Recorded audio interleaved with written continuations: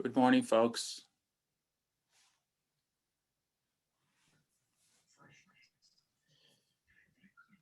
Good morning, Morning. Will.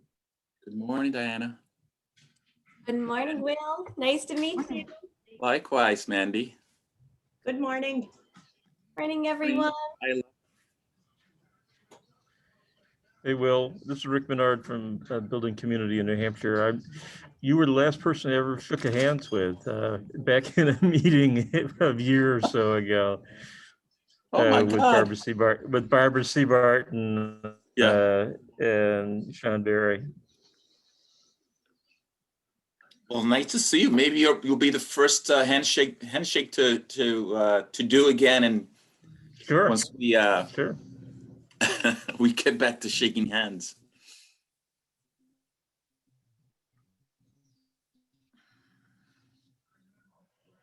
Yep. Right. Well, anyway, I'm at a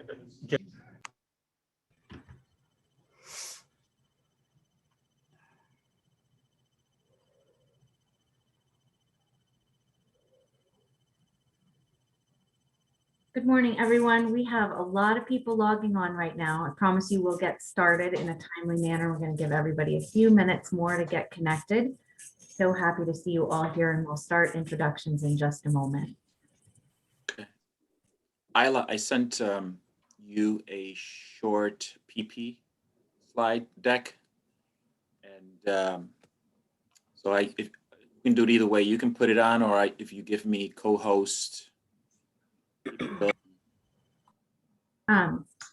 Thanks, Will. Stacy's actually running slides from this Okay. end. We have a handful of presentations to bounce between, so she has them. Yep. And if you just give her a signal like next, when you'd like Yep. her to advance them, Yep. she'd be happy to do so.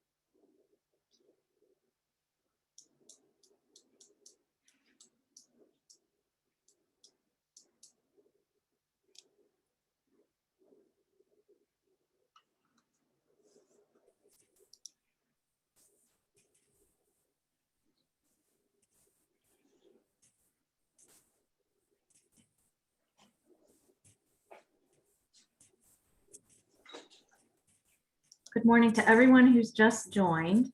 We're going to get started slightly unpromptly at 8:32 because I can see people piling in, and I want to make sure that we give everyone a moment to be able to join. And I think there's kind of a backlog happening at the moment. So hang tight, and thank you for being here.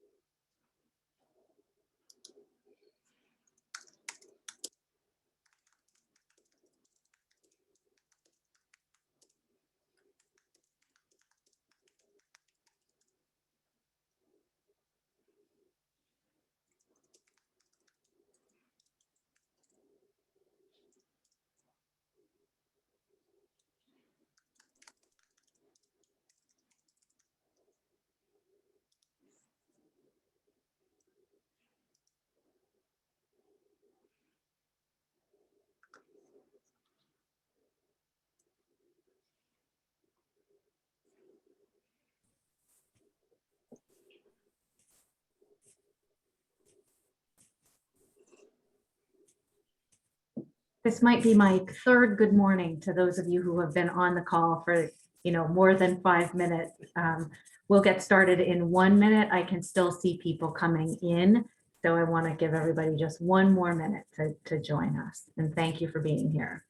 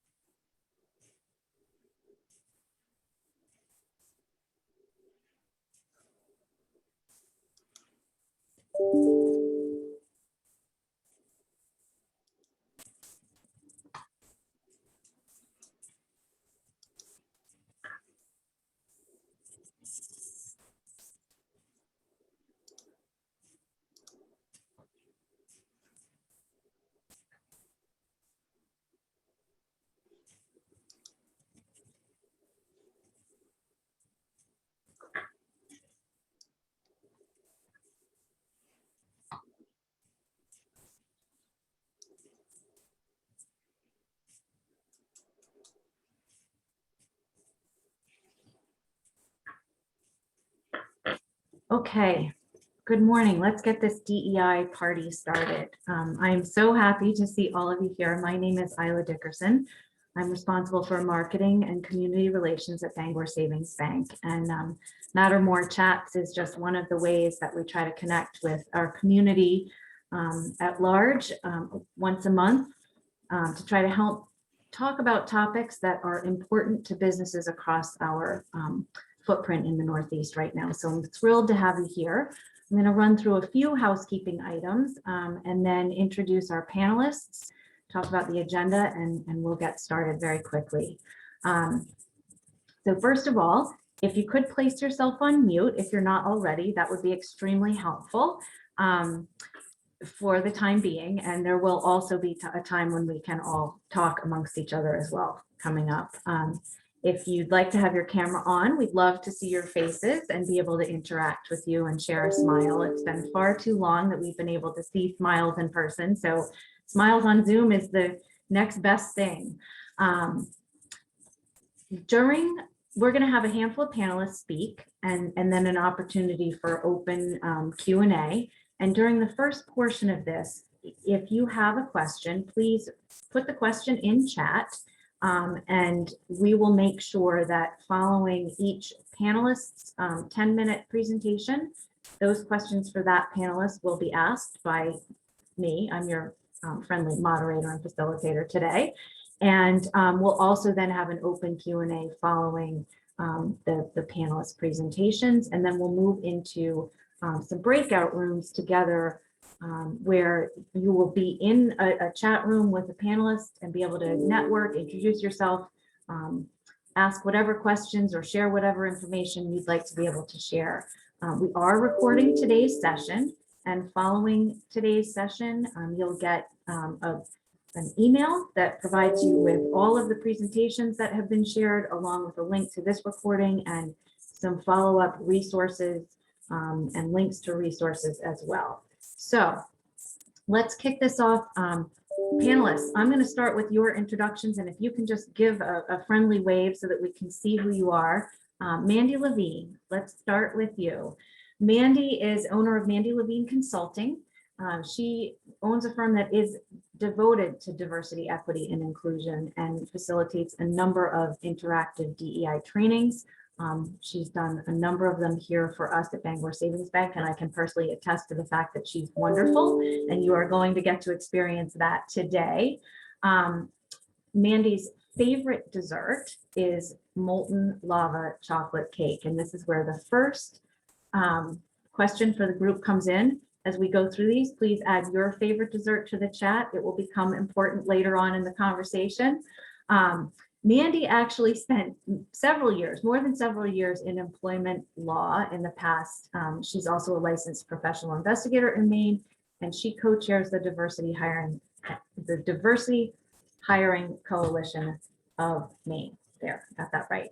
And I asked each of our panelists to share why DEI was personally important to them. And Mandy says, and wrote back, I grew up very early on with a heightened curiosity about difference and how the difference among us plays an enormous role in the way we perceive others, perceive ourselves, and ultimately treat each other. Her own childhood experience of being treated differently based on an integral aspect of who she is sparked her current passion. And she's ready to challenge longstanding narratives and assumptions about others, and to examine the roles that these narratives play in our workplace. And we're going to have a lot of discussion about that today. Mandy also notes, and this is so true, we as humans are tremendously multifaceted and complex, and it's incredibly rewarding to help individuals recognize that our differences are a tremendous strength and asset. Will is in the house. Give a wave, Will. There he is. Will is Director of Economic Development for Business and Economic Affairs for the state of New Hampshire. He also does a lot of work with us here at Bangor Savings Bank, and we appreciate his partnership. He's, passionate about creating opportunity and access to education, supporting minority-owned businesses, and addressing systemic issues such as racism, lack of affordable housing, and healthcare. Will is a convener, and I know this to be true, and builds bridges that link people to collaborate, network, and create change. And Will apologize for having 3 favorite desserts, which I think is ridiculous. No apology necessary there, Will. His favorite desserts are arroz con dulce, which is a Puerto Rican rice pudding, apple pie a la mode, and banana splits. Keep talking about your favorite desserts in that chat. DEI important to Will because we live in one world and we are all human. And we need more diversity because our future lies in our workforce. And if Will could say one thing to the world, he would love to say, New Hampshire is an accepting place. Come and be with us and share your beautiful, diverse selves. And I would extend that to Maine as well. Thank you, Will. David Pease, where are you? There you are. There's David. David is Director of Talent, Diversity, and Inclusion here at Bangor Savings Bank. He has been instrumental and integral in launching our diversity, equity, and inclusion initiatives. He's one of my treasured colleagues among many. He's been on the faculty of the Maine HR Convention and served as an adjunct faculty member at Thomas College's Graduate School.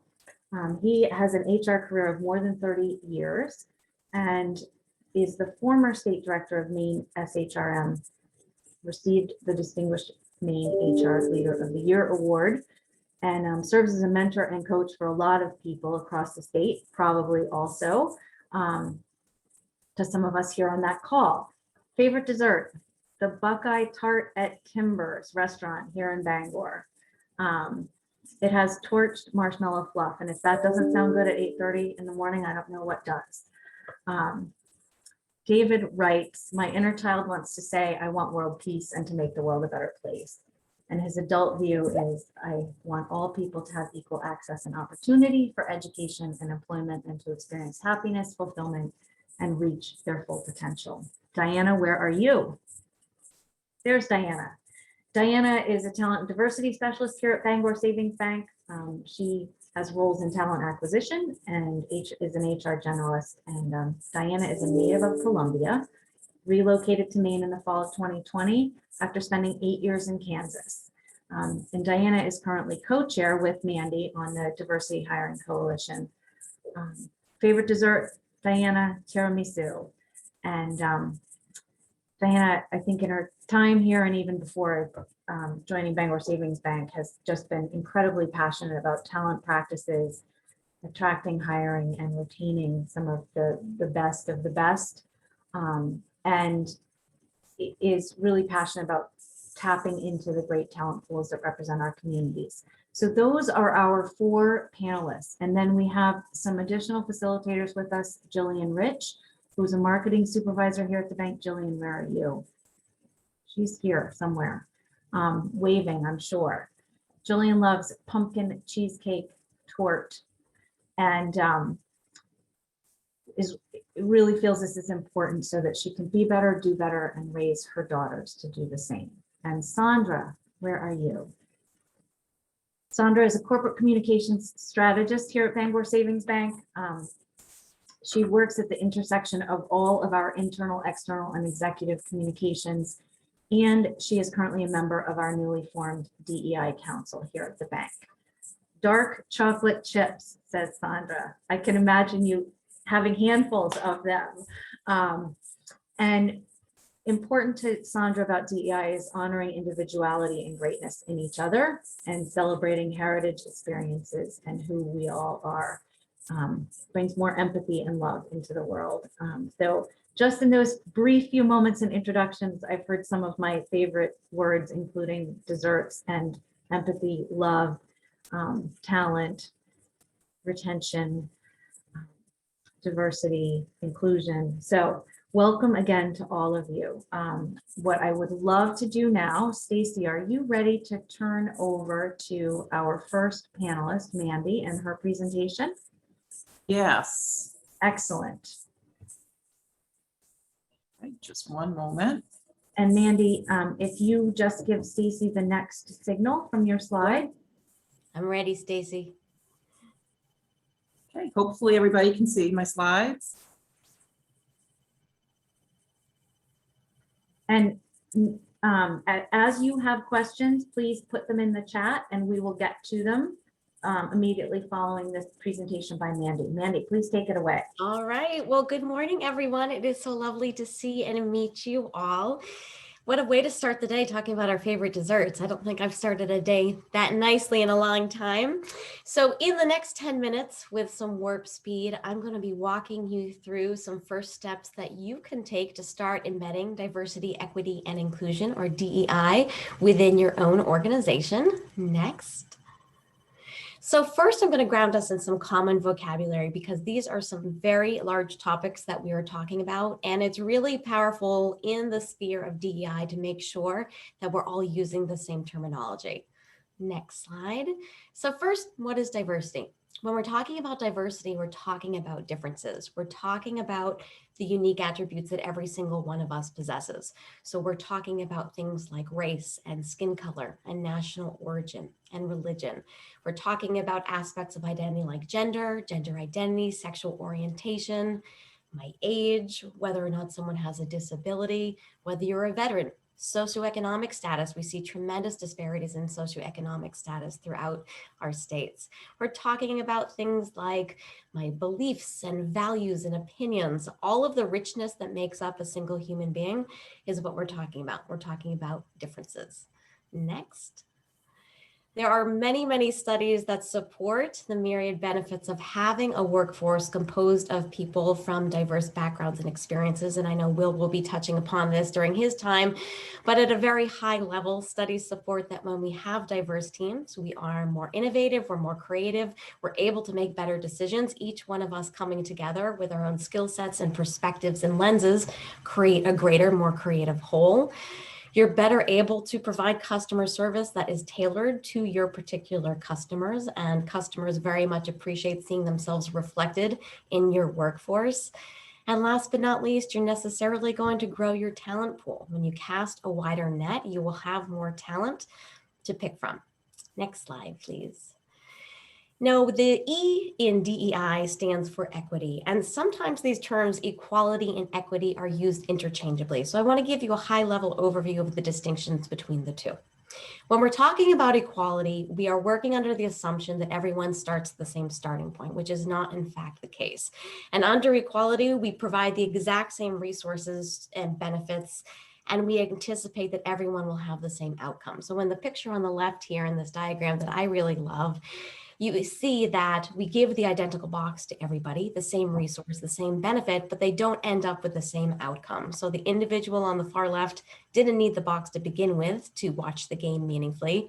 The person in the middle can just barely see over the fence and can't really meaningfully participate.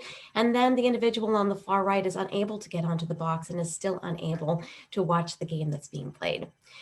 In the DEI sphere, we are talking about equity. And equity is when we appreciate that not everybody starts at the same starting point, and we provide individualized resources, individualized support to different groups and different individuals so that we can end up with more equitable outcomes.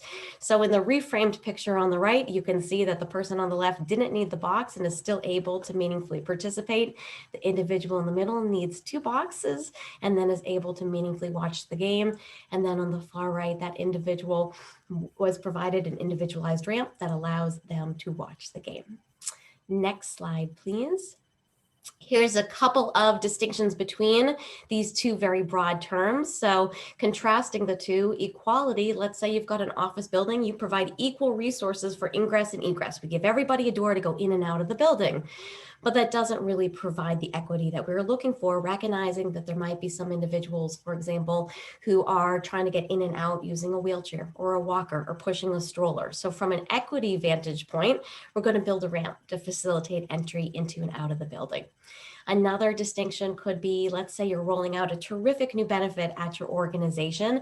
25% of your workforce does not have English as their primary language, but English is the only language that this information is conveyed in. You're going to have a portion of your staff that might not necessarily get that meaningful access to the information. So through an equity lens, what can we do? We can hire some interpreters to attend the meeting. We could offer an additional meeting held in another primarily spoken language. Next slide. And last but not least, the I in inclusion. The inclusion is the I.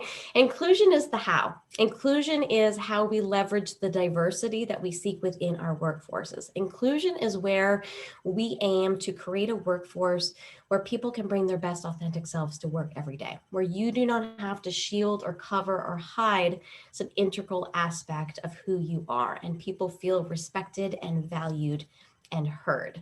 Next slide, please. I love this idiom here. Diversity is having a seat at the table. I'm guessing some of you have heard this before. Inclusion is having a voice, but what so many workplaces are striving to do now is to go even further and to accomplish the sense of belonging. Not only is that voice at the table being heard, but it's being valued. Next slide. So the next few slides are mostly geared towards smaller and mid-sized organizations that are new to this DEI journey. Let's say you don't necessarily have the budget to hire a DEI consultant. You might not have a designated DEI role embedded within your organization. And this DEI conversation can seem a little bit overwhelming. And you might ask yourself, what can I do to embark on this journey? There is no blueprint. There are no one-size-fits-all solutions, but the good news is there are a lot of tangible things that you can start implementing immediately. And the additional good news is you don't need a huge budget to start internalizing some of this work. Next slide, please. So number one, I am a huge proponent of self-education. And because DEI is such a hot field right now, there's a treasure trove of resources out there. So listening to podcasts and webinars, participating in a racial equity challenge through which you receive a different DEI related article and TED Talk to watch every day. The internet is a treasure trove of DEI related resources. As Isla mentioned at the beginning, after this class, you will be getting a resource list that's going to have a whole bunch of very specific examples of some podcasts you can listen to and different resources for you. So start with yourself. A few of my favorite books. It was very difficult for me to narrow this down to my 6 favorite books. There's a whole bunch more in the resource list that you will be receiving, but if you are embarking on your own journey of learning about DEI, here are just a few of my favorites that explore these notions of our implicit biases, talking about race and racial inequities, really challenging the narratives that pop implicitly, unconsciously into our brains all day long. Next slide, please. All of my favorite books. Better Allies, just a quick shout out to Karen Catlin. If you're not familiar with her work, she does some amazing work about being a better ally in the workplace with some very tangible resources and takeaways. Next slide. So how do you start internalizing inclusion, the I in DEI into your workplace. There are so many things that you can do. I am a huge proponent of story sharing. Every single human being, I think, is pretty darn interesting, and all of us have our own backgrounds and experiences, and creating a safe and brave space in your workplace where people can share who they are and where they come from. Oftentimes we work alongside people 8, 9, 10 hours a day, but we don't really know much about them. So I'm a huge fan of creating a space where people can come forward and share what makes them unique. It can be as simple as an employee newsletter that you embed into an email every couple of weeks where you share stories about who your staff are, recognizing different historical, cultural, religious observances and events. There's a lot of very tangible things you can do to start celebrating and recognizing difference. Next slide, please. A few more ideas for creating an inclusive work environment. Make DEI related conversation part of the fabric of everything that you do. So in your standard emails that you send out, create a link, provide a link to an article of interest or a TED Talk for somebody to listen to. Take a look with a critical lens at your policies. Do you have he as the pronouns? That's something that you can make more gender neutral. And support story sharing. One of my favorite events to facilitate at workplaces pre-COVID was a potluck, to break bread for everybody, to bring a dish that is culturally significant to them and to share the significance of that story. And then you get to eat a whole bunch of delicious food. Next slide, please. I encourage you to commit to other organizations committed to doing this work, because the good news is there's a whole lot of them doing it right now. This does feel like a shameless plug because Diana and I happen to be the co-chairs of the Diversity Hiring Coalition of Maine, but both Maine and New Hampshire have really robust coalitions of organizations committed to doing this work. So join us and you will get to network with a bunch of other organizations that are sharing resources and are networking and providing best practices in this field. So you can reach out to either one of us to join the DHC. Take a look at your state and local SHRM chapters. Not only do they have great resources, but really great speakers, and DEI is a very hot topic for both of these organizations. So join if you have an HR role. SHRM stands for the Society for Human Resource Management. So explore some other organizations that you can collaborate with. Next. And then in terms of diversifying our pipelines of talent, there's an adage that I really love that is, when you don't catch a fish, you don't blame the fish. You change your fishing technique. I love this. I think this is very applicable to when we are trying to attract more diverse talent from different backgrounds and experiences. Look through a very critical lens at the outreach that you are doing. I'm a huge proponent of creating authentic connections to organizations and schools and communities that might have a pipeline of talent. So it's making connections with your high schools and your universities. It's supporting internships. It's connecting to adult education programs. I hope we have an opportunity this morning to talk about the new Mainers Bank Teller program that I know Bangor Savings Bank participated in. Tap into the local talent and have authentic interactions and connections with individuals that might become a pipeline of talent for you someday. Next slide. And then please open up your doors and truly communicate with your staff. This is going beyond just having an open door policy in your employee handbook and actually walking the walk. Seek input from your staff as to what is going well and what is not going well. So you can do a survey about feelings of inclusion or engagement. You can open your door and hear when somebody has a concern or a suggestion for a best practice. And when someone raises a significant concern of, for example, harassment or discrimination, please take it very, very seriously and don't brush it under the rug or try to assume that it's really not a big deal. Seek external resources to look into serious concerns when they are raised. Next slide. And even if you're not in a supervisory role within your organization, there is still so much that you can do. You can be that DEI spark plug within your organization. I encourage you to come up with some ideas and propose them to somebody at the top and to see if you can get some support, monetary and otherwise, to start embedding DEI within your organization. You could propose, for example, creating an employee resource group or committee of individuals who want to get together and discuss these topics, a book club, a lunch and learn, propose getting an intern for the summer, someone from a unique background or experience. There is so much that you can do as an individual driver of DEI. Next slide. And please give yourself some latitude to roll this out on a realistic timeline. There is no quick fix to embed this within your organization, and you will make hiccups along the way. And I have found that those hiccups along the way can be really great learning opportunities. Next slide.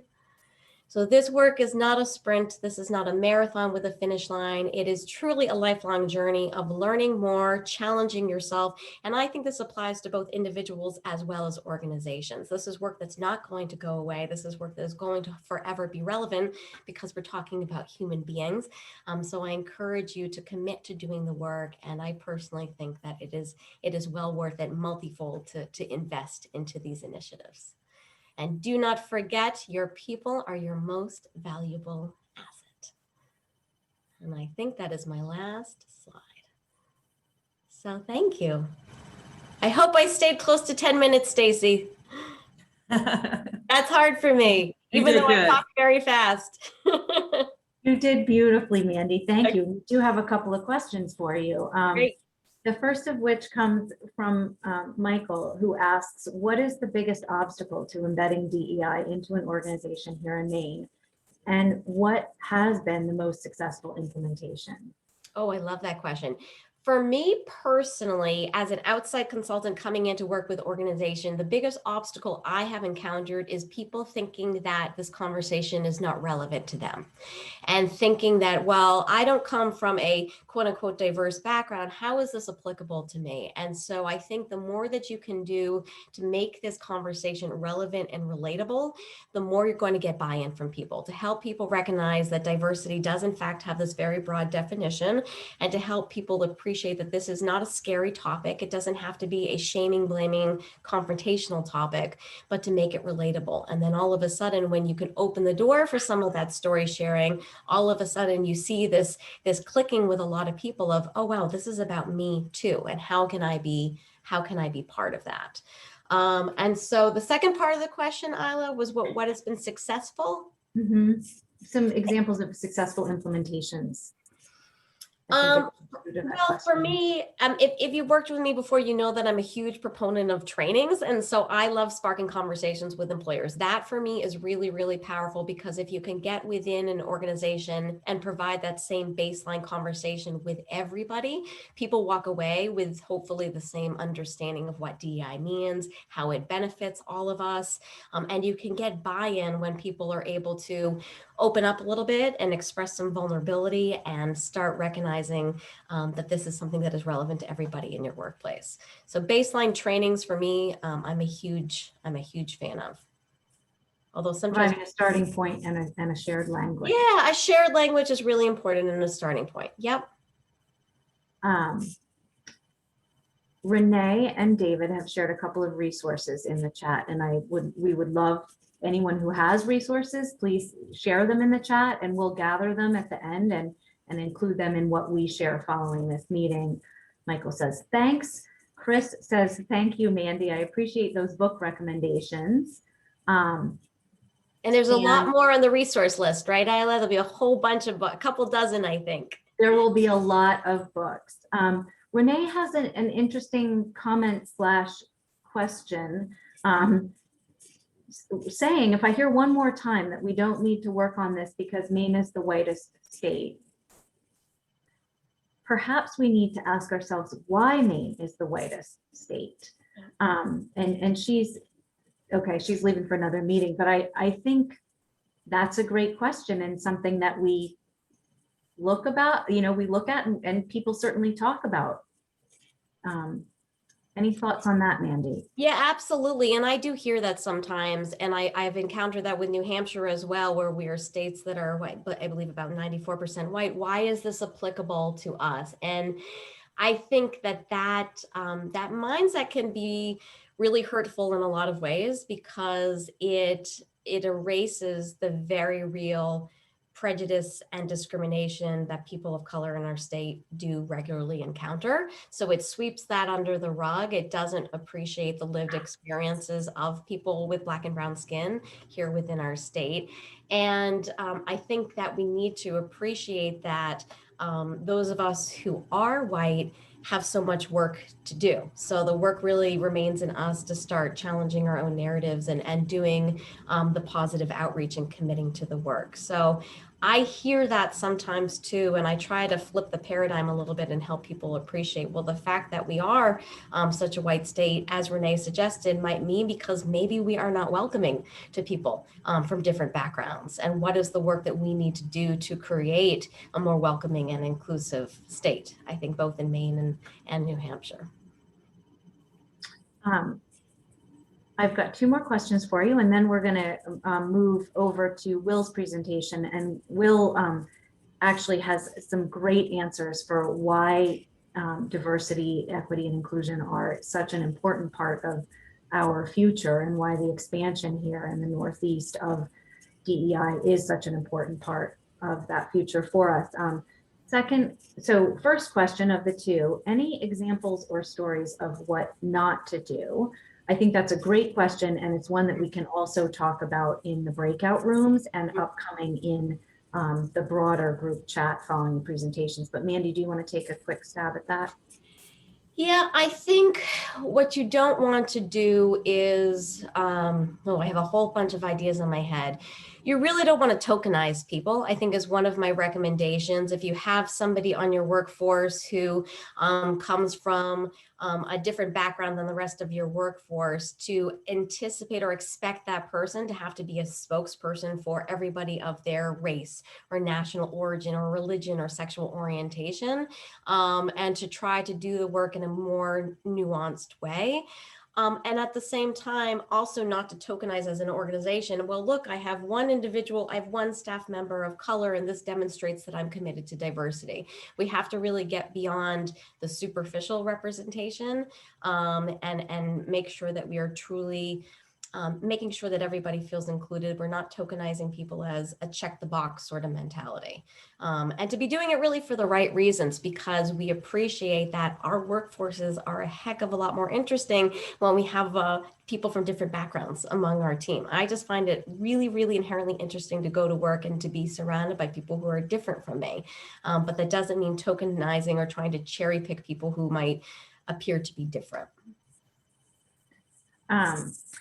A question from a customer who could not be here today, is in the construction industry and writes, construction has notoriously been a male-dominated business. We've made some progress with more women engaged in engineering and management, but the actual construction labor force still seems low, at least in our company. Our office and management staff is 22% female, but our workforce never more than 10%. Finding qualified tradespeople has become a challenge in today's construction industry. We would gladly increase our minority and women labor force, but there doesn't seem to be that many available applicants. What can the state, industry, or our company do to gain better participation by this untapped resource? That's a big question. Well, I think it goes back to the changing your fishing technique that I mentioned in my presentation. So if we post a job and just assume that people are going to come find us, that typically is not going to be successful. So in that particular situation, I'm not familiar with what they are currently doing for outreach, but I think it would require an analysis of whether they are proactively reaching out to organizations that might have connections to women or to people from more underrepresented organizations. I think also you might want to look, I don't know if there's something specifically within the workplace environment that is potentially a hindrance to people joining. And maybe there are, maybe it's potentially not an atmosphere where women might feel welcome. And so that's something that I think you would have to really peel the onion to figure out why women are not interested. I appreciate that it is a predominantly male, it's a male dominated field. And is there a reason that perhaps women don't feel welcome in that environment? And to try to dig down deep into maybe there's some underlying reasons behind that. Thank you, Mandy. Will, I'm going to turn the conversation over to you for a few moments. And we do have some questions piling in. I promise we'll get to those as well. Stacy, could you put up Will's couple of slides? And Will, please take it away.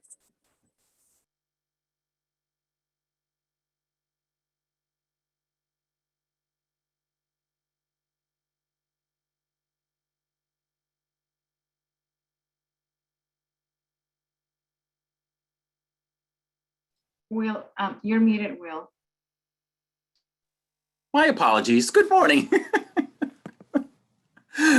I said I just wanted to thank Stacy and Isla and the BSB team for putting on these kinds of events. They're really critically important. And just to give you guys kudos, yesterday I was at a meeting with the New Hampshire Small Business Development Center, at which a young lady who works for the NAACP in New Hampshire just was really raving about the work that Bangor Savings Bank is doing in New Hampshire, particularly their new branch in Manchester, which opened recently, and just talking about some of the smaller accounts that are going to Bangor Savings Bank from communities of color, because they feel like they're being welcomed and their questions are being answered and so forth. So there's just a lot to be said about that kind of service and welcoming. And so from that perspective, I want to just thank you guys for the work you do. As it relates to DEI, and I have to apologize because I know there are a lot of people on here who are from the state of Maine, and I can't speak to what's happening in Maine, but certainly probably some of the things that I say will be applicable to Maine as well.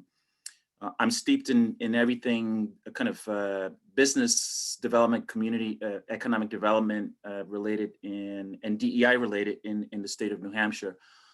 So my presentation really is focused on DEI, but why do we have to care about diversity, equity, and inclusion?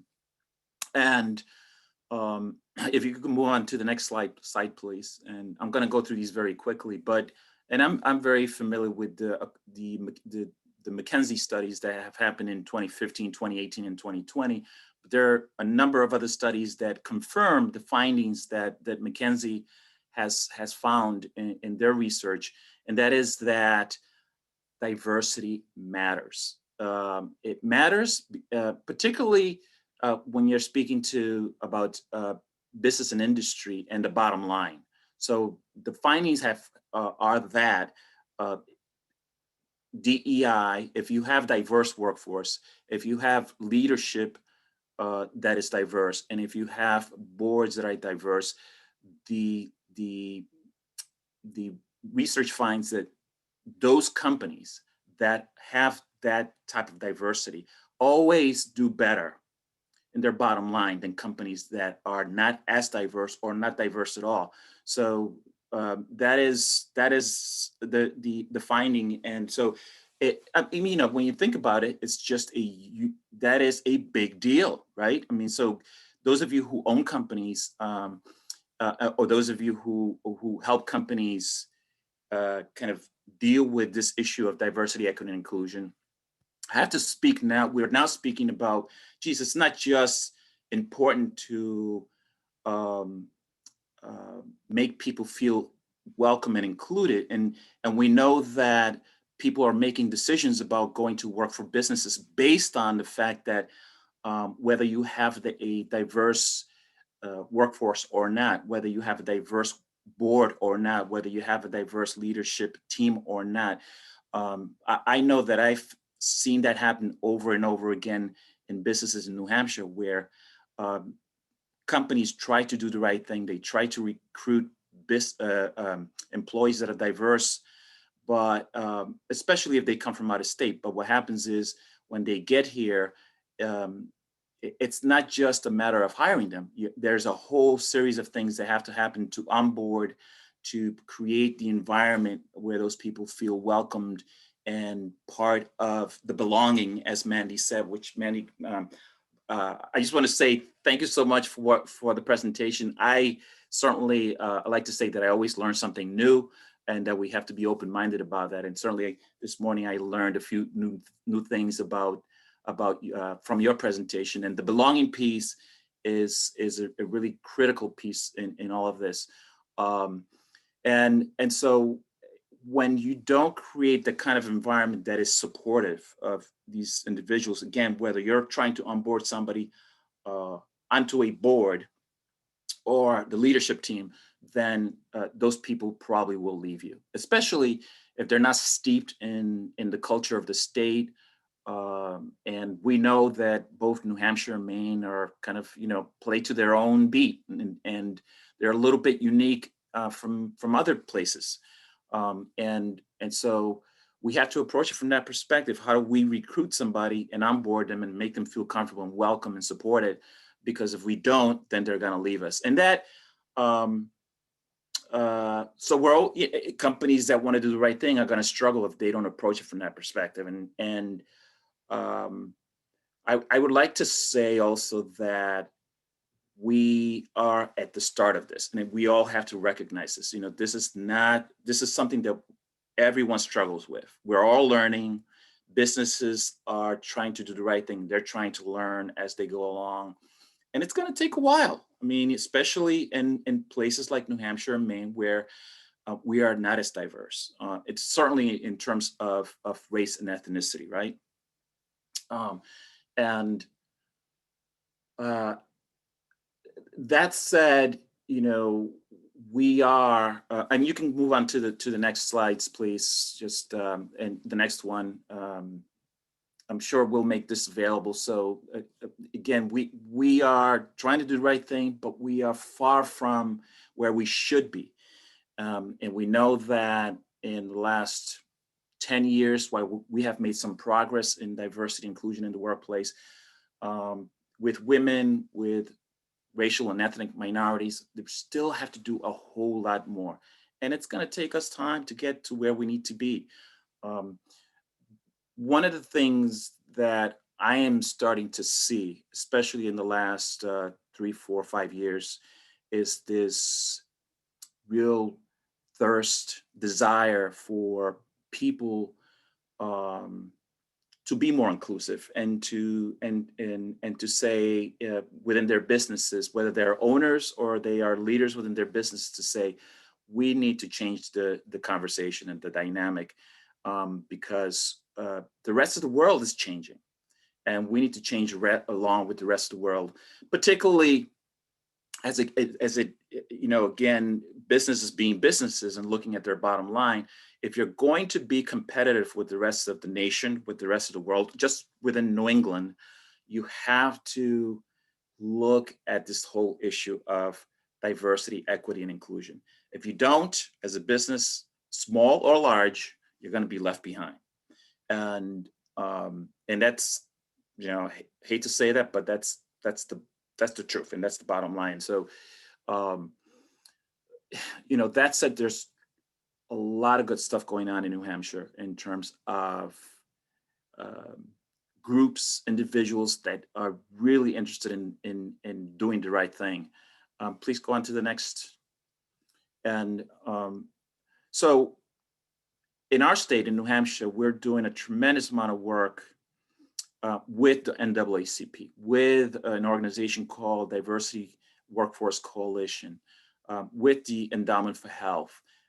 There's a Governor's Advisory Council on Diversity and Inclusion, and I myself am involved in a number of efforts. The New Hampshire Minority Business Owners Coalition, and something we call Economic Vitality New Hampshire, where we meet monthly to bring statewide leaders to have this kind of very broad conversation around DEI and what it all means, and so forth, and just really to be there to support each other and to network and so forth. So a lot of interest, a lot of different groups really focusing on it, and I think that I always like to say, I'm a person that likes to move things along fairly consistently and quickly to accomplish objectives, but also recognize that in this particular instance, this is going to take us some time to get to where we want to be. So I always talk about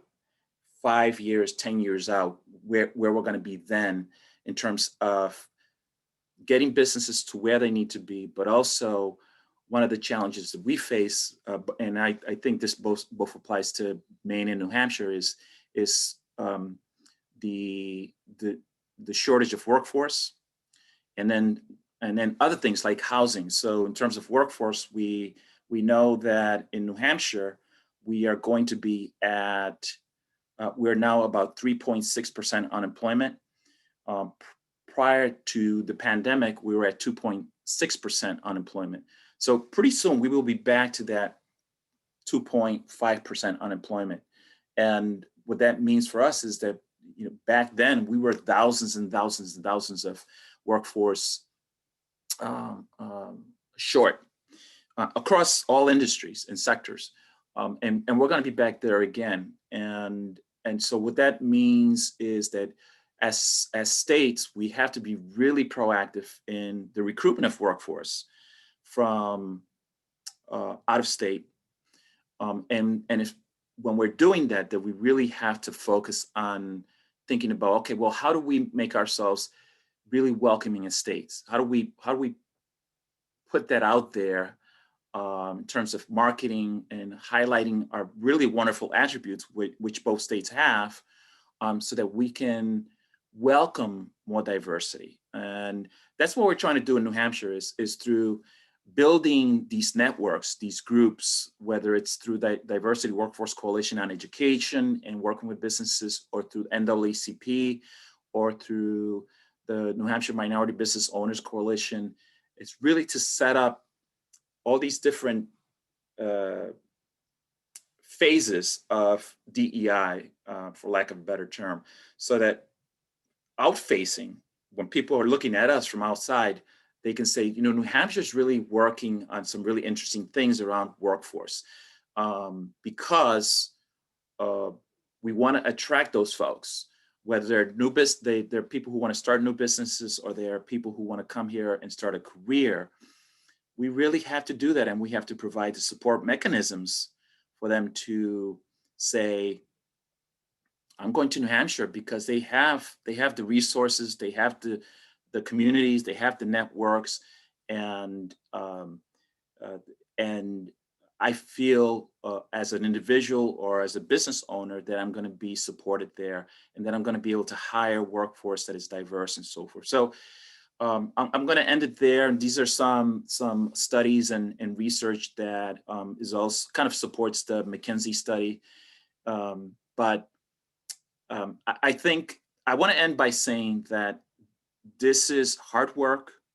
It is work that is going to be long-term. It is work that I would say every business has to talk about, has to engage in at some point, sooner rather than later. Because again, if you don't engage in it, you are going to find yourself further and further behind. You're going to start to lose market share. And that's one of the things that these studies point out, is that those businesses that are more diverse are stronger in gaining more market share. So from that perspective, it's undeniable that we have to engage in this conversation, and ultimately it just makes us richer communities, whether it's in the state itself, in our individual communities, or in our business communities. We have to do this for all those reasons. And again, I applaud Bangor Savings Bank for the work that they are doing in this area. And I would say that you guys are leaders, and so thank you for continuing to lead. Will, thank you. If anybody has any questions for Will, please place them in the chat. And in just a moment, we'll be hearing from David and Diana about some of the initiatives that have taken place here within Bangor Savings Bank, specifically for our employees, and then outreach to customers and communities. And I'll share a quick story with you related to an aha moment around what Will was talking about. Here at Bangor Savings Bank, we serve so many small businesses, Main Street businesses, and the pandemic has brought to light the importance, as if we didn't already know the importance, but really the importance of keeping Main Street vital for our economic health and future, and for our cultural vitality and growth and experience here, whether it's our own as we live here, or the visitors who come to our states who hope to experience wonderful foods and artistic exhibits and, all sorts of wonderful cultural pieces of the ways that we are able to live and work here. And that's so embedded in Main Street. And I started this conversation this morning with you all talking about food because, as Mandy said, well, first of all, because food is one of my favorite things on earth.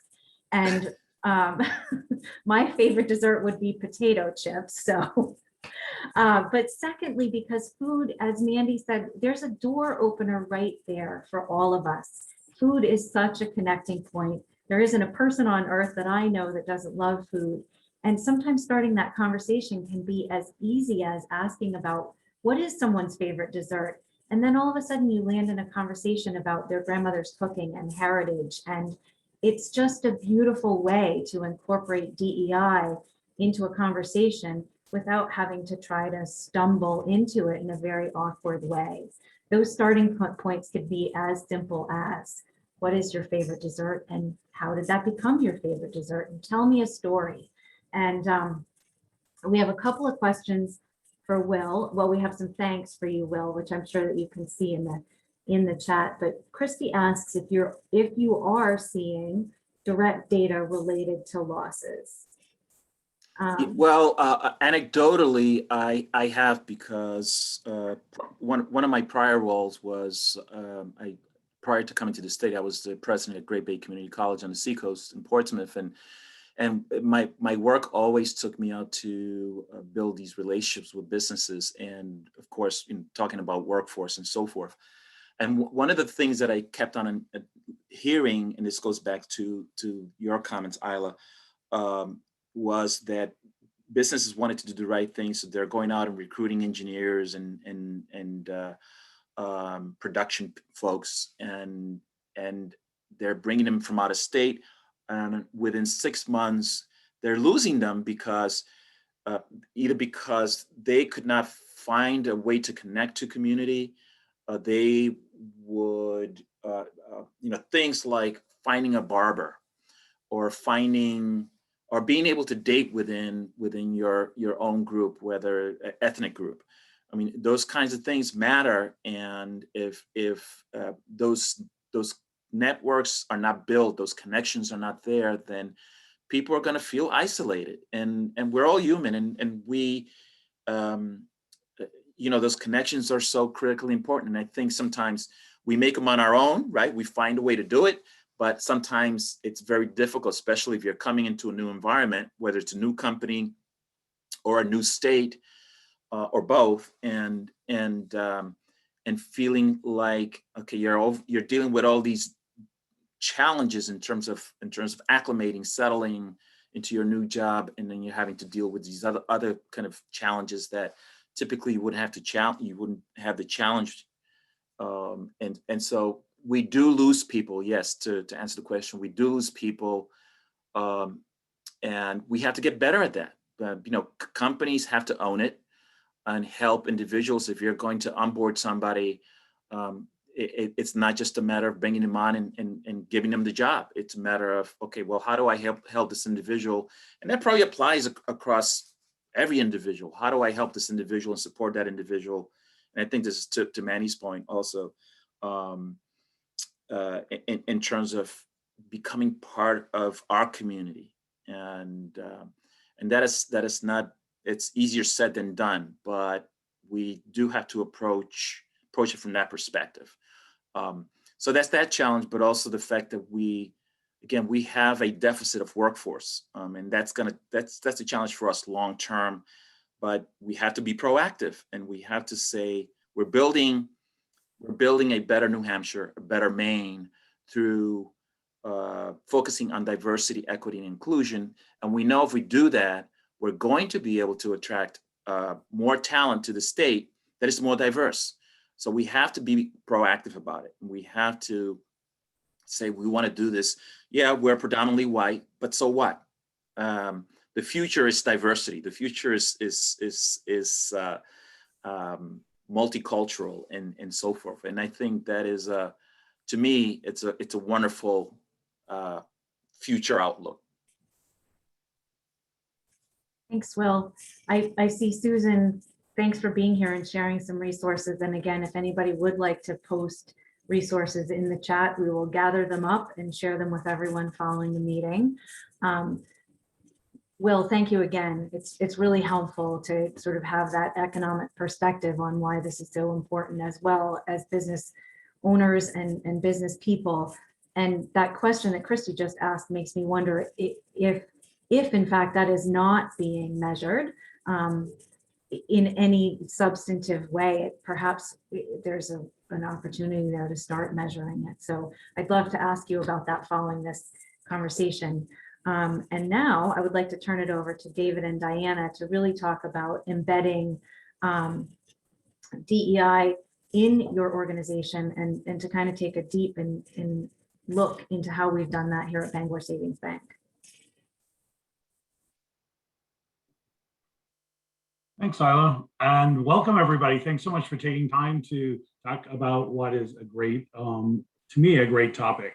So Diana and I will share information with you today. One member of our team, we just wanted to do a shout out, Nancy Camaliza, is also working really hard with us to move DEI forward at BSB. I joined Bangor Savings Bank 5 years ago as a director of HR and asked to kind of lead the diversity charge 3 years ago. So it was the summer of 2018 that we began our really serious work. We had obviously had many conversations before then. And a lot of times people will ask me, so how do you get started and when do you get started? And I would say, get started today and just take the first step. You're not going to solve everything. It's truly a journey that will take you many years to have real impact, but start the journey today. So Stacy, if you go to the next slide, we sort of started with a dot. A lot of organizations start their kind of training and programming around implicit bias. And as most of you know, you have a connection with Bangor Savings Bank. We have a very kind and respectful culture. You Matter More really is how we live our work every day. And so going in and telling people, hey, you're biased, immediately puts people on defense, I think. So we really wanted to create something that would really empower people and create a safe work environment. And again, this was now that we're in the world that we're in today, this was pretty strategic, starting with safety. So this green dot training is simply a bystander training. When you see unkind words, unkind actions directed to somebody that you work with, whether it's an employee or a customer, you have the power to do something. It may not be to stop it, but at least you can report it, or you can check in with a person who maybe had the actions or words directed towards them. And that's really what we did. And all I can say is that if I said to you, do you want to go through 4 hours of bullying and harassment training, you would all say no. But our employees, 1,100 of them, all went through this training. And I think the experience was amazing. But what it really gave people was we empowered employees to say, we need your help to keeping our work environment safe for all of us and for our customers. We need you to raise your voice, even though there are things sometimes that make us silent. And mostly we just wanted to let people know that we were out protecting them. So that was a lot of what we did in 2018 and 2019. And Stacy, you can just keep moving the slides. In addition to some of this initial work, we also really worked on some talent efforts. So we're really proud of our internships, our co-op programs, and we have an amazing management training program. So this is another way of ensuring that we're diversifying our workforce. You can move to the next slide, Stacy. And at the same time, it's also important for us that, as Will just said, when we recruit somebody in Bangor or Manchester, not only do they need to feel really great and feeling like they belong at our organization, they need a greater community connection. And we know that we need to work with other like-minded organizations and individuals and employers, colleges, high schools. We need to work together to really make sure that our states are more welcoming and will not only be able to recruit talent, but clearly retain them for a long period of time. So we've spent a lot of time there. So then 2020 came and all the plans that we had sort of changed. First of all, we had COVID. Just about a month after that, or a month and a half after that, we had the whole George Floyd situation. And the morning after all the video of George Floyd, I got a call from an employee who said, "I'm scared. I'm really upset, and I'm afraid to let my children leave the house because I'm not sure that they're going to come back alive." Also received a call later in the day from an employee whose spouse was in law enforcement saying, "Our family is very scared. There's a target on his back." So it was very clear to me that the promise we had made in 218 and 219 was now expanded beyond the work environment, because now we had employees working at home. So a kind of our promise of safety went beyond the traditional work environment to the larger community. And we knew that we had to take a stand. And I'm really proud of our team for going public with a racial equity statement. And to me, when you do that, you are telling your community, your customers, your employees, this is important and we're going to work on it. And I'm so proud of the work we did. And in addition, we also started hearing from employees, because we had created that safe environment, because we're saying we want to do the right thing for you employees, we started getting lots of inquiries and advice, I guess, is a good example. So people wanted to talk about it. So people are like, "We don't understand this, we're scared, we want to help, but we don't know how to do it." And we, for really the first time, just had these open forums on race and on racial equity. And it was just incredible. And some of the learnings, I think there were 3 major learnings that we heard from our employees. So of course, when you give them a voice, you have to listen. It was like, we need more training. We want resources. So people definitely want to do this journey, because each person is on a journey, as well as each organization is on a journey. So for us, it was really important to be able to provide both training and resources. So we did do some amazing training through Mandy and TJ Holloway. Did a lot of training, and the vast majority of our employees and all of our managers went through some management training on looking at bias and making sure they're aware of how it might affect employment decisions. But the third thing that we heard from employees, which was very interesting, as someone who's done HR for 35 years, I've never heard this request before. And we heard that employees wanted support and assistance in terms of raising tolerant children. So in our conversations around race, a lot of employees were saying we're raising our children to be colorblind. And the more they heard in the conversation, they realized that we shouldn't be blind to color, we should be understanding color. So that when employees asked us to help them in terms of raising children, I knew the dynamic around work and this issue had changed and really will change forever. So we are continuing to look at ways to help our employees in terms of resources, books, trainings to help be able to just talk about race and talk about equity and talking about all of the different diversity dimensions with our children and our grandchildren. I'm also incredibly proud that not only were we doing things with employees, but we were also putting sort of money with our public statement, and we did do some very specific and increased spending for organizations doing racial equity work. We are continuing to work with lots of our organizations to determine our role in the community and how we can be a leader around this. We gave additional time off and additional holidays to let employees know how important diversity is. But again, what we really did is that diversity is not a program, right? Diversity is part of our culture now.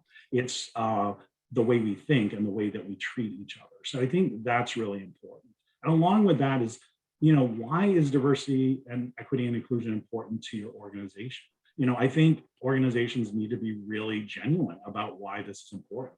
It's in our strategic plan, it's in our values. So that it makes it very easy for employees to talk about it and understand why it's important to them. So I do think those are some things, if you're starting out in this journey, those are some things that you want to consider. I definitely want Diana to add to some of this initiative. All right. Well, I just want to share with you a little bit about my experience. I think if you go to the next slide, Stacy, there we go. Thank you. On how I came here. First, I was born in the mountains of Colombia, and my place of birth has in many ways defined who I am and what I'm passionate about. So my connection to Maine started because in my senior year of high school, I wanted to explore the world. So I was lucky enough to become a foreign exchange student. Most times when you sign up for an exchange program, you don't get to choose the place that you go to. But fate had it that my destination was beautiful Dixfield, Maine. And that's how I became connected to this land and to the people. After my exchange year, I went back to Colombia to continue my life, and everything was fine. But if you fast forward a few years, I found myself in the Midwest. I happened to marry the boy that took me to prom while I was here in Maine. So I became a trillion spouse throughout this military career. During my time in Kansas, I experienced many of the similar challenges that many immigrants experience. Finding that first job was not easy. It is hard when you don't have experience working in the US, even if the company that I had previously worked for in Colombia was known worldwide and had headquarters in the US. It's also hard when you have no US education. So I decided to have all my credits evaluated to go back to school and complete a business degree here in the US. In the process of needing to be more competitive, one of the things I did was to start using my married name, which is the name you see here today, as opposed to my maiden name, which is Gonzalez Sosa. While I don't regret this change, because making that change didn't take away my love for my roots or who I am, I do recognize that a big driver was so employers would not see my name and be biased when they saw it on my application. So I was able to start a job. After I was able to find a job, I started a job in the internet auction business where I was able to speak to our Spanish-speaking customers, and that's where they saw the value in me. Later, I found the job at Kansas State University, which was a wonderful opportunity. Then I came to Maine because my partner being from Maine and my already existing connection to the land, it was just an organic move to come back. Our military journey was over. So when I was thinking about my next career move, I thought, well, now that I have a US degree and US experience, finding a job should be super easy. Well, I started applying for jobs and I was pretty confident I would be qualified, but I didn't get many responses. The first thing I thought, well, maybe competition in Maine is really hard. And so I started doing a lot of networking, especially with the Veteran Career Services. But then I realized that perhaps being qualified was not enough. And I know somebody at the chat said, you're not from around here, you're just from away. So I needed to prove a connection to the region. I was lucky to have the support of family, friends, and networks in Maine to achieve this, to the point that David Pease, who is now my boss, he was almost bombarded with emails and phone calls from people telling him about me. So that's how I got here, really. Many of the applicant resumes that employers get in Maine and New Hampshire may not have this kind of same resources that I did, but they are still highly qualified. So I would like to encourage employers to take a chance, because personally, I'm forever grateful to that first company that had the audacity to hire me and to take a chance on me, not just in Kansas, but also here in Maine, in this case, Bangor Savings Bank. I understand we worry about how people who are different than us may have more challenges adjusting to a company, but you don't need to be a part of an organization for a year to feel like you belong. I think that belonging can happen much quicker if we find that support and welcoming environment in the workplace. So that was my message for you today. Do you want to just do the last two slides, Diane? All right. So can you go? Is that the last slide? Well, the efforts that are coming up for 2021 are just more training. We have our DI Council working really hard to enhance our practices. We also have new trainings that we have incorporated to our programming with TJ and Mandy, which are just very, very great. And then we are just encouraging employees to tell stories. Especially yesterday, we just received a reminder of, they want to hear stories about our time during COVID and just to tell the stories in general. We are incorporating DEI and Great Dog orientation in orientation, and then second tier orientation. So you have your first day of orientation when you just join the company, and then 6 months or a little bit after that, you have your second year orientation, which is where they are getting to hear about DEI and about what we're doing. And yeah, that's about it. Perfect. And just what David mentioned, that it's just not a program. It must be ingrained in what we do and how we behave, how we listen to our employees, especially. It's important. I know about a couple of weeks ago, I was able to just have a conversation with our Asian American employees and just listen to them and just have a great conversation with them and be connected in that perspective. So just, you see all these great themes that can allow organizations to just do better when it comes to incorporating DEI.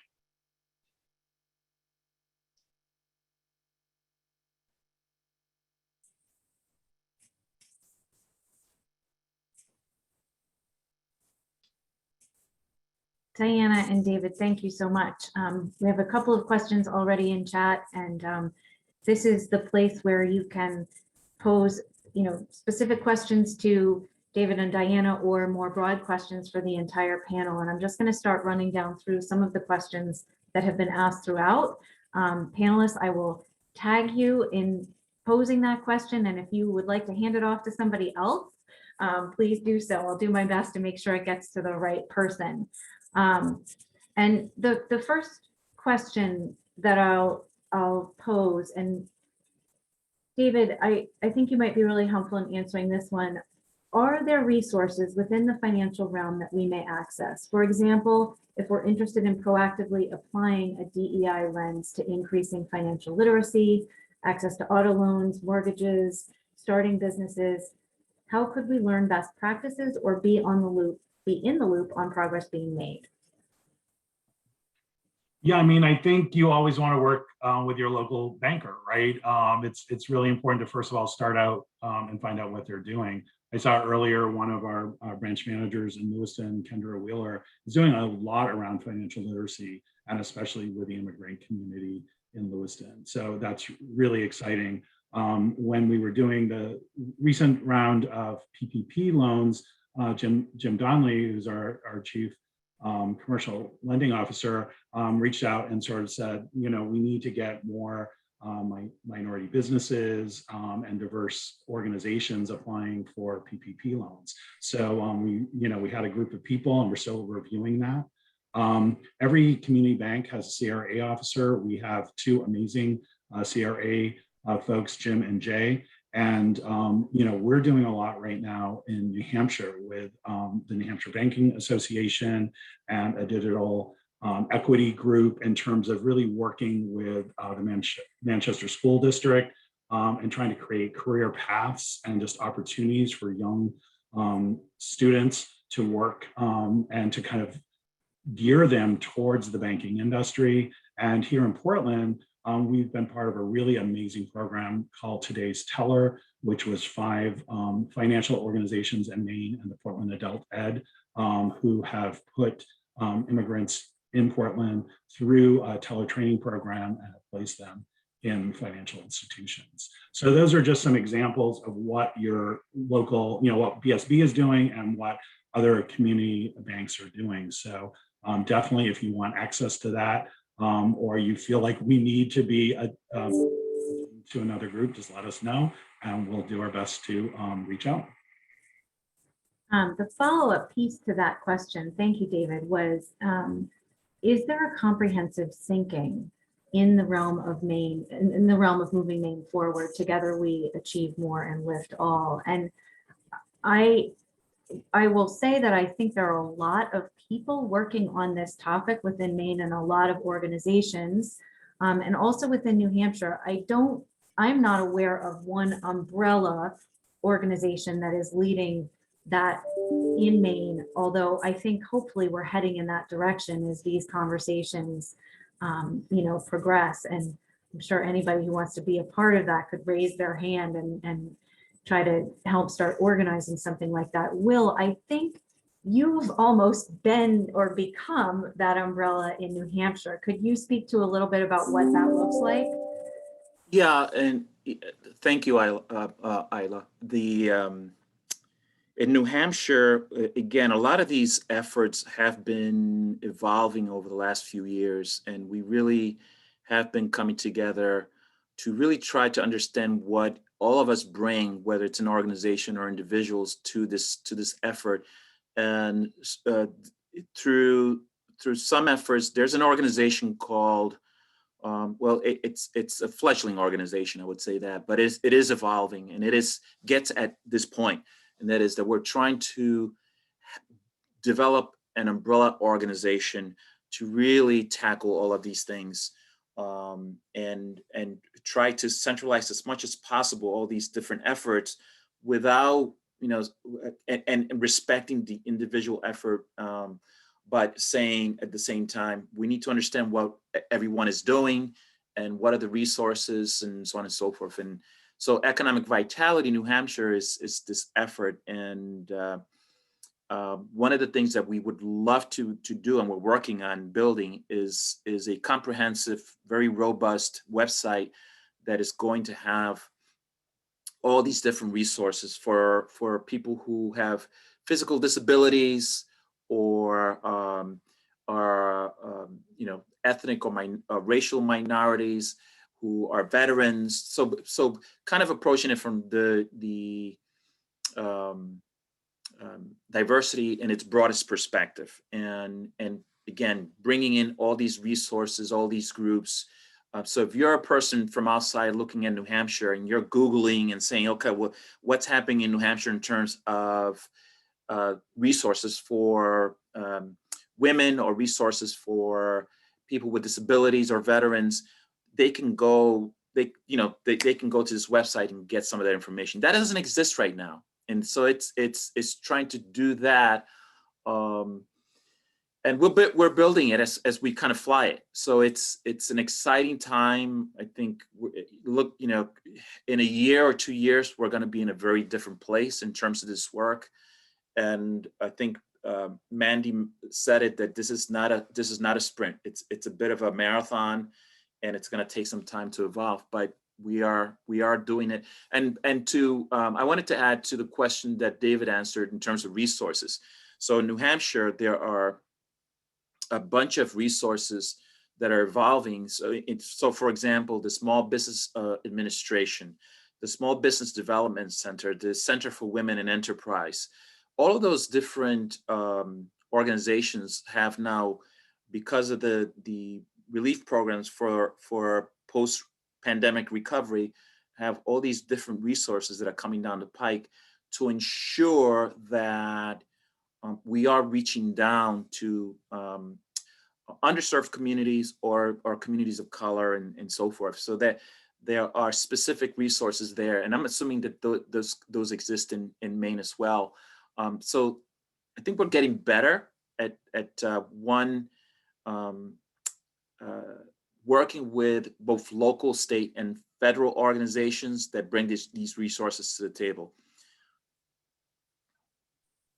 Thanks, Will.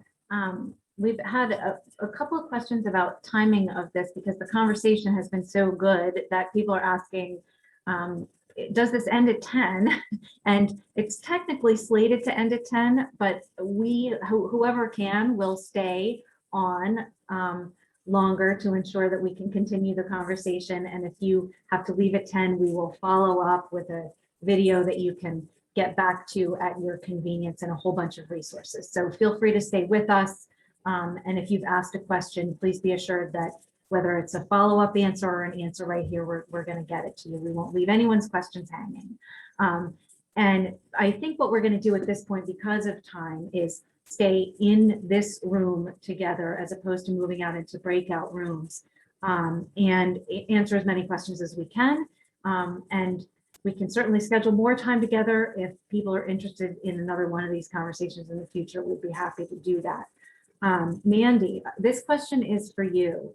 Are you aware of a list, or do you know of a handful of top DEI firms in Maine, small or large? And by that meaning dedicated either to teaching and promoting DEI, and I know one of them, that's you. Yep.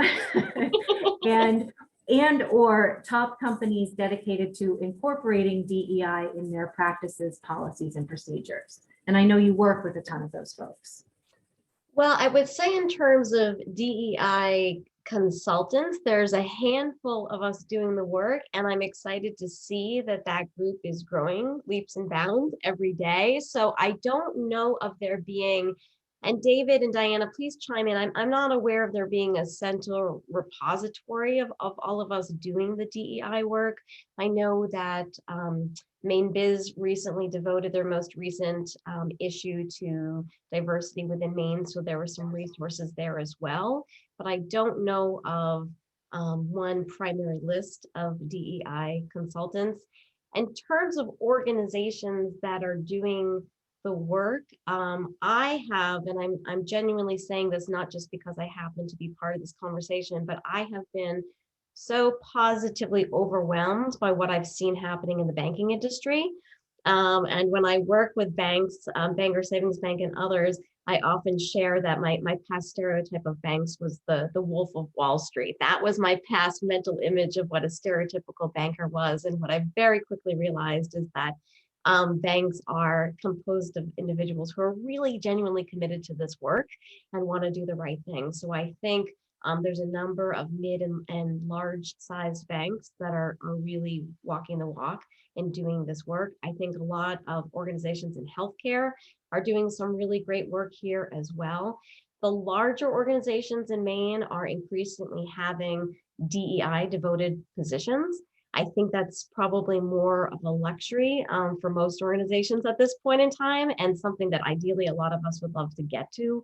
But currently, a lot of the work, a lot of the moving the needle is taking place through employee resource groups or internal committees that are being created of staff members with executive sponsorship that are really passionate to doing the work. And that can be a really powerful model to get employee buy-in and to implement some really positive change.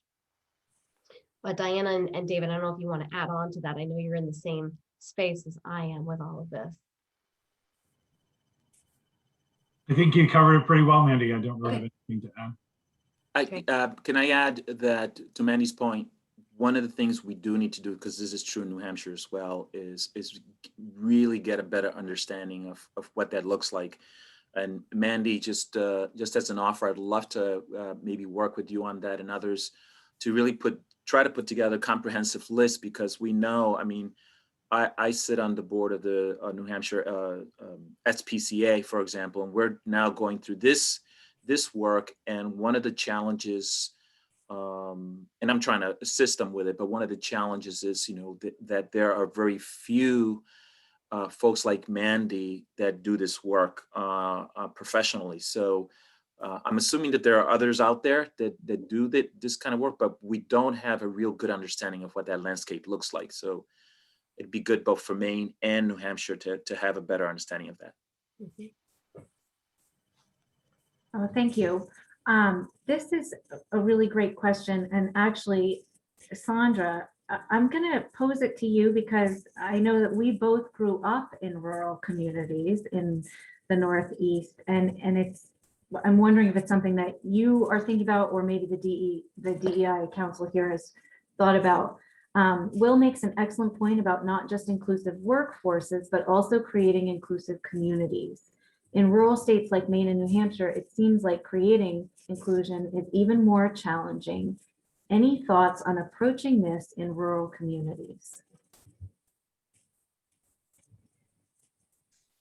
Oh, that's a really interesting question, and certainly a tough one. And I think, you know, this isn't a great answer, but I think that, you know, going back to a few key points that we've already addressed here today, one is jumping in, finding those first opportunities to bring in others.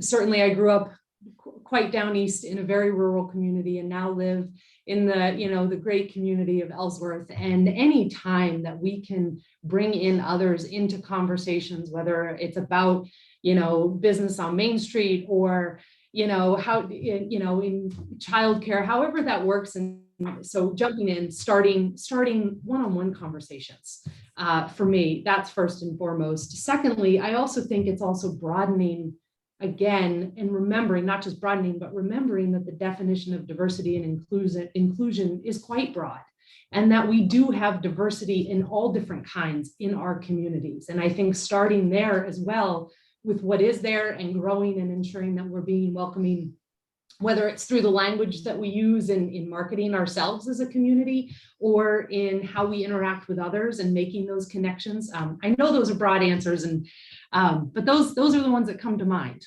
Is that helpful? It's so helpful, Sandra. And it's that start by celebrating and shining a light on what we have. Because I think there is more richness in our rural communities than what we see every day. And living rurally, you are a bit isolated. And so lifting up and shining a light on, I think, is a beautiful way to start. Can I add to that, Isla? Sure. So just because I'm working now with this organization called the New Hampshire Minority Business Owners Coalition, and it's made up of predominantly Black business owners at the moment, and these are some of those folks are new to the state, and some of the folks have been in the state for a very long time. We're talking 3-4 decades. And they're all dispersed around the state in rural communities. And they're all, I make reference to being in the desert or being in the wilderness, right? These are people who have come to those communities. They've planted themselves there. They are successful because of their own kind of persistence and strength and talents and so forth. But at the same time, there is a sense of isolation, and so how do you overcome that? And one of the things that this particular Minority Business Owners Coalition has helped with is to create an affinity group of individuals in the state of New Hampshire that have been doing great work and are all business owners, and but now they have this place to connect. So it doesn't need to happen on the local level, which would be great if it happens on the local level. I think as long as there's an effort to do it regionally or to do it at the state, where people can come and find a common ground or a common place to meet and share experiences and that sort of thing, it's a beautiful thing to see. And I've been witness to it. So you can approach it that way. I think, to Sandra's point, on the local level, I mean, I live in a very rural, small community myself. And one of the things that I discover is that there's an online community, right? And if you get on that local online community and you talk about any number of things, there are going to be people there that are going to come out and say, hey, I support that too, or I want to talk about this. And immediately you begin to find other people within your own community that are curious about any number of topics. And certainly DEI would be one of those. Thanks, Will. Amy shares a really heart-wrenching story. I think maybe we've all had an experience or know of an experience similar to this, with a powerful question following it. I worked with an incredible DEI professional, and unfortunately the small town I live in and local law enforcement created some very uncomfortable situations for her, and she left. And I would like to be able to say that since she left the community and position that things have improved, but they have not. We still have local leaders, select persons, and law enforcement that are lacking. I don't know how to enact positive change. And that is a big question. So Mandy and David, with your experiences kind of both from the consulting world and from that that HR place where you hold so many of these stories and try to help people with them. Could you speak to that a little bit? David, I'm happy to kick off since I'm already unmuted.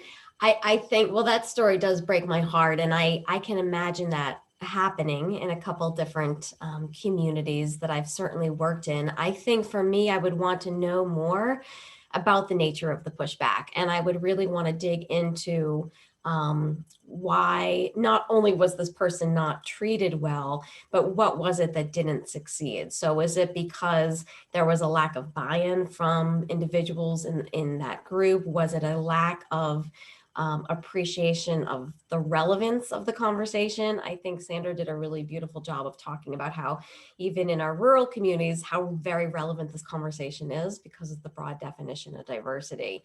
So I think I encourage groups not to be deterred and not to give up, but I would want to really peel away what was the nature of the pushback? Why was this person targeted or rejected?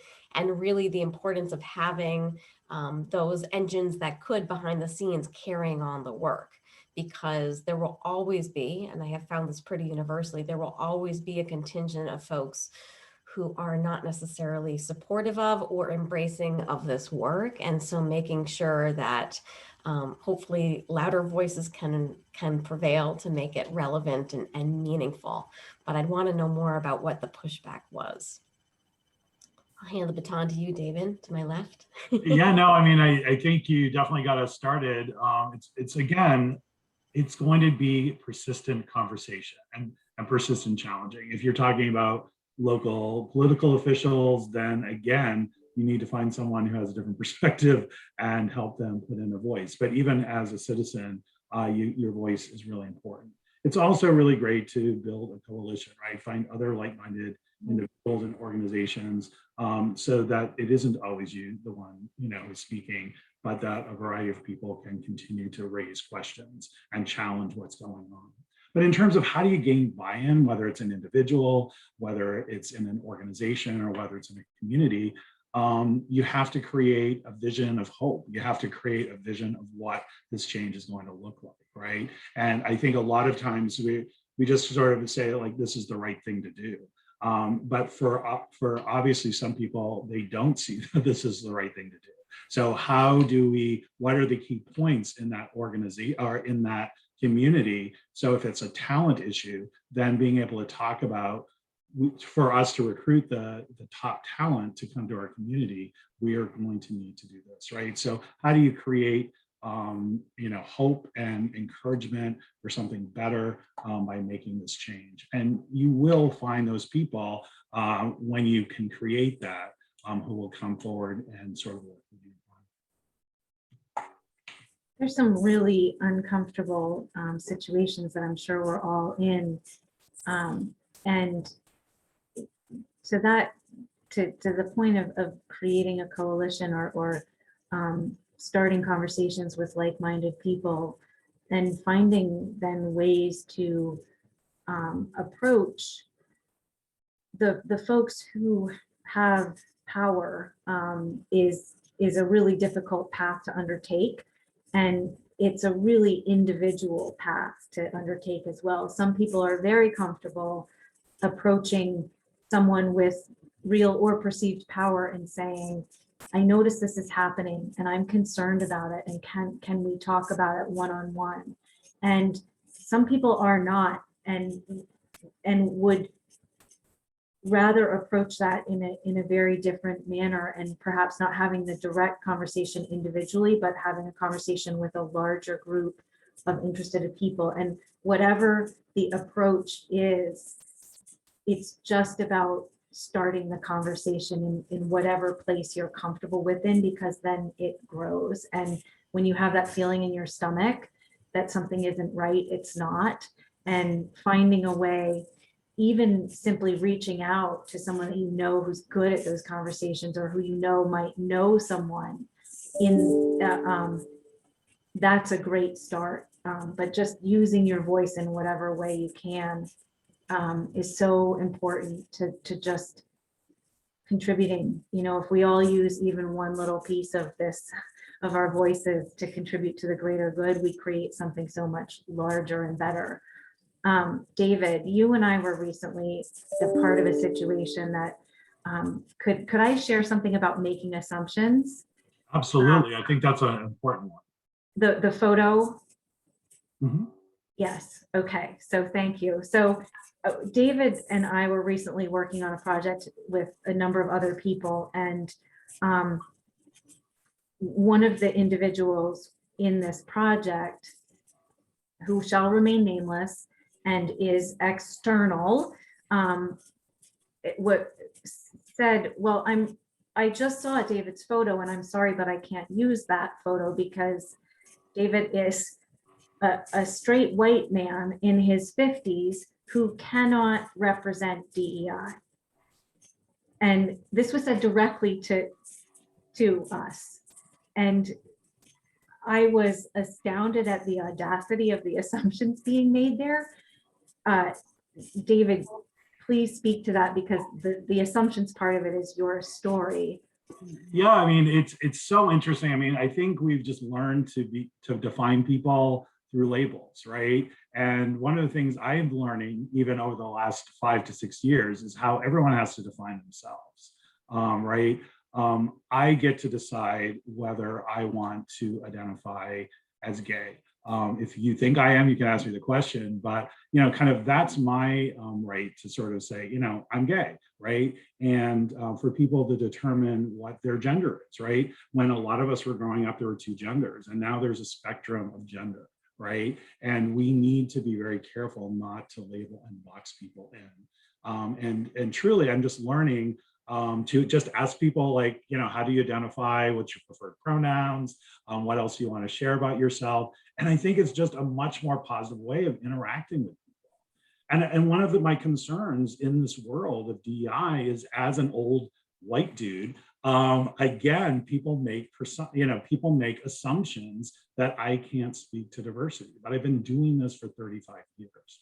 And so again, we want to be aware of optics, and I'm always very aware of optics when we're talking about any issue, right? If I'm talking about, women's history, we're not going to have 3 men be presenters, right?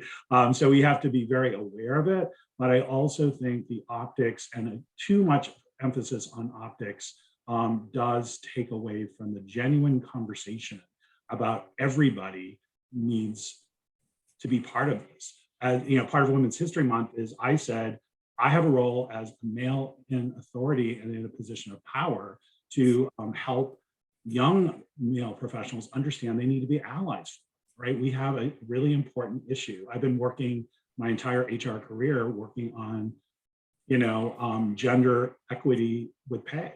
And so you really do need to use that positional power, right, to help be allies for others. So yeah, I love that story. Thanks for bringing it up and kind of talking about it. But it's truly one of my biggest concerns right now is how we just so want to label people, by gender or by race, instead of really trying to find out the whole story. As already has been said, we all have tons of dimensions of diversity, but we get to kind of share which ones we want to use in each situation, right? And every situation, I don't say that I'm gay, right? But in some situations I do. I think the sad part is that when you look at young people in the LGBT community, 50% of them choose not to come out at work. And that to me really states a lot about what's happening in our workplace, that people don't even feel free to share an important element of theirs because they don't feel safe or they think it will adversely impact their career. That's what we've got to work on, right? Is that people should be able to share whatever dimensions of diversity they want, and we should be welcoming, we should be interested, and we should celebrate their differences. Thanks, David. We have, we're about 10 minutes over now, and there are a number of questions in the chat that we will follow up with answers from our panelists and from some other folks on this call in the materials that we send out following. I do want to ask if there's anyone still on the call who would like to ask a question of the panelists now, because I certainly don't want to leave you all hanging on the call. And we will wrap up within the next few minutes out of respect for everyone's time and carrying on with this wonderful rainy Thursday. I saw that Susan had lots of questions, and one in particular that I saw that I really liked was about the importance of sponsorship and mentors, right? I think a lot of times when people look at diversity, they look at hiring. And what I look at, that's just the first step, right? What's really important is that when we have diverse candidates, is how do we develop them? And how do we accelerate their career progression so they go from entry level to positions of authority, right? So to me, the real work around really increasing diversity higher in the organization is to really work on sponsorships and work on special and accelerated career planning to ensure that those really talented people continue to be able to increase their voice and authority within organizations. So that to me is really the biggest part of what organizations should be working on, not just the hiring. The hiring part is pretty easy. It's the development and advancement and retention that I think is much more challenging.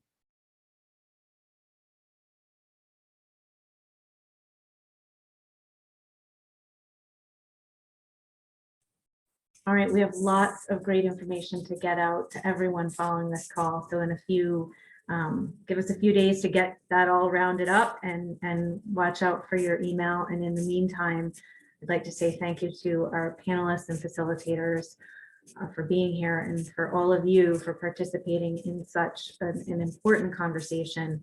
Please feel free to reach out to us if you'd like to further the conversation. In any way, we're always glad to hear from you. And with that, I'd say enjoy your Thursday. Happy Easter, pre-Easter, Easter weekend, and take care and be well. Thank you so much.